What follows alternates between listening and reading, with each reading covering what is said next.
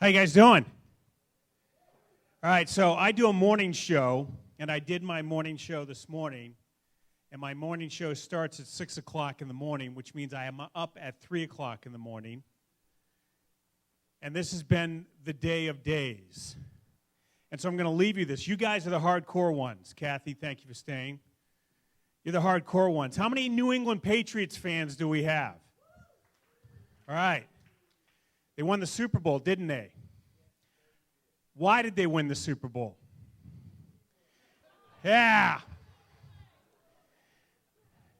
Because their coach did something very simple, and someone said it in this audience. He stood before his team, and he said, "Do your job." Our government is failing because people don't do their jobs, and they think they should be doing other people's jobs. And is it any wonder they screw up?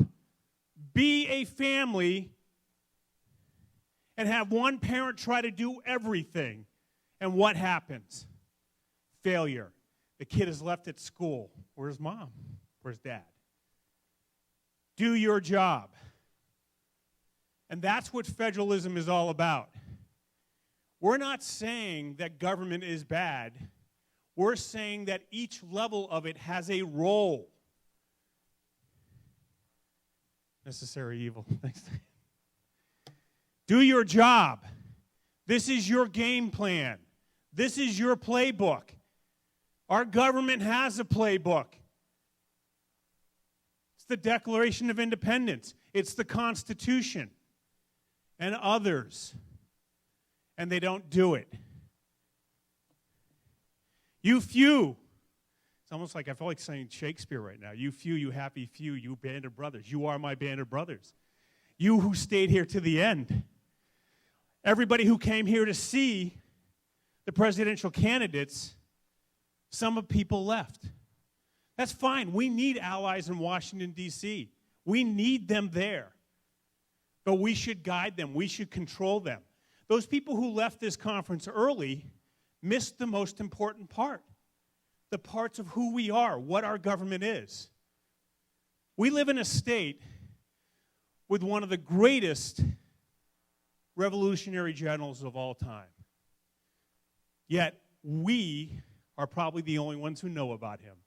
General John Stark, our motto, live free or die, death is not the worst of evil.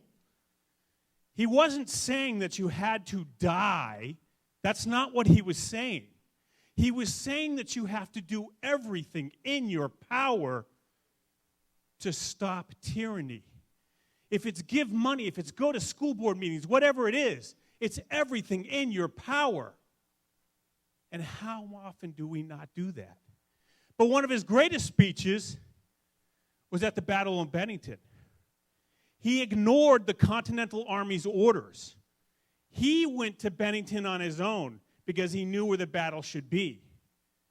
We need to go to Bennington on our own and bring the battle to them. And he stood.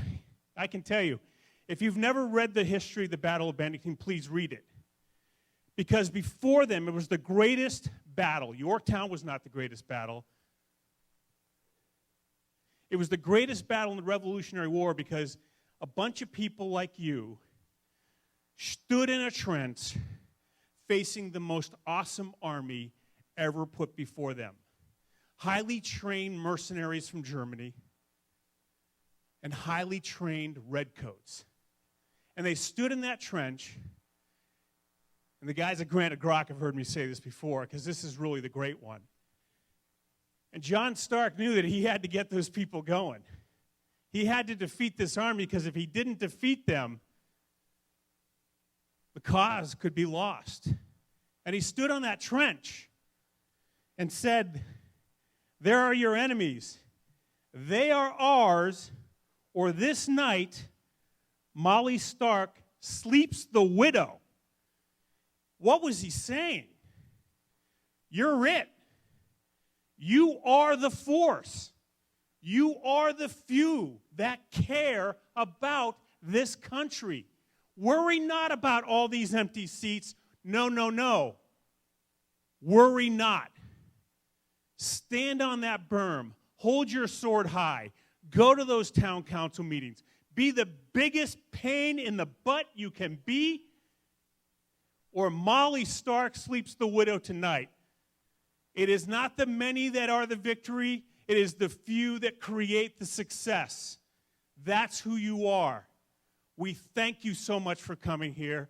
You've been an awesome crowd. Have a great day, and take back your country. Thank you very much.